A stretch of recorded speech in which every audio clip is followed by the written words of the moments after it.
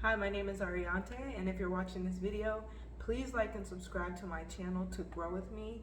And today's video, I wanted to talk about rationalizations, and I was thinking about this because us as humans, we can be very femme-brained, which is like emotional and all those kinds of beautiful artistic things, and then we can be masculine brained where we're very logical and analytical and linear.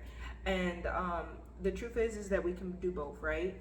And we have this way of rationalizing everything we do because we understand ourselves, we know why we do things, we know our thought process is in doing these things, and so we naturally have a way of being able to rationalize everything we do pretty clearly to get someone else to understand why it is we do the things we do or why it is we feel the way we feel. And so I wanted to make this video because when anyone does anything to you, or if anyone is around you, they can rationalize any of their actions that they have done to you. And if you listen, it can sound really good.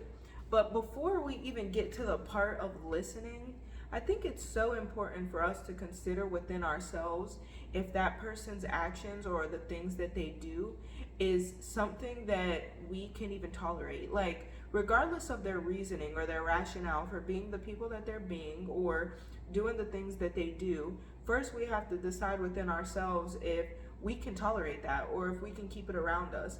Because once the person rationalizes it to you or they explain their reasoning for it, or sometimes they'll manipulate, their way through things, but we can find understanding.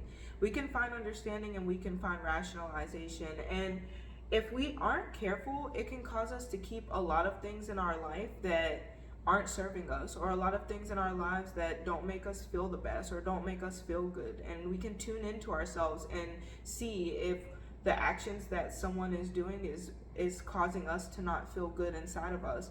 And I do have a lot of videos that contradict this, and I think that we're just very dynamic beings, so that a lot of things we say or we do naturally just contradict each other.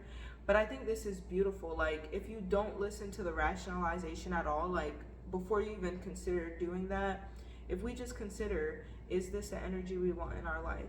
Is this a way we want to be made to feel? Is this something that we can put up with consistently? And if the answer is truly no, then you can still hear that person's rationalization, but you still should make a decision for you.